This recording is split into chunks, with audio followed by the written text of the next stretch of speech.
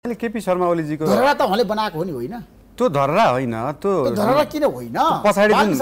पछाडि जुन भत्कियो, जुन चाहिँ इँटा सुर्खी माटोले बनेको संरचना थियो त्यो धरहरा हो।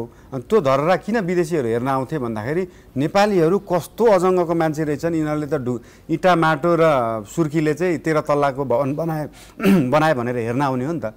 तपाईको कङ्क्रिटको टावर त जसले पनि बनाउन सक्छ। हाम्रो भन्दा राम्रो टावर अमेरिकामा चोकचोकमा छैन नि त, छन् नि त। भनेको त्यो सम्पदा जुन छ नि 100-200 वर्ष अगाडि बनेको चिज हो, त्यो चिजलाई चाहिँ धरहरा भन्नु पर्यो। अहिले नयाँ बनेको चिजलाई चाहिँ सेतो टावर अथवा के नाम दिन्छ, त्यो 24 तल्लाको कङ्क्रिट टावर भन्नुभयो। धरहरालाई भ्यू टावर होइन, त्यो कसरी होइन, त्यो सेतो टावर हो। भ्यू टावर किन होइन भन्दाखेरि भ्यू टावर पनि होइन धरहरा। कुनै पनि शहरमा भ्यू टावर त्यसलाई भनिन्छ जुन भन्दा अग्लो चिज केही पनि हुँदैन। जस्तै हाम्रो यो सेतो टावर भन्दा अग्लो त 2टा होटल छन् त, भनेपछि कुन चाहिँ भ्यू टावर त?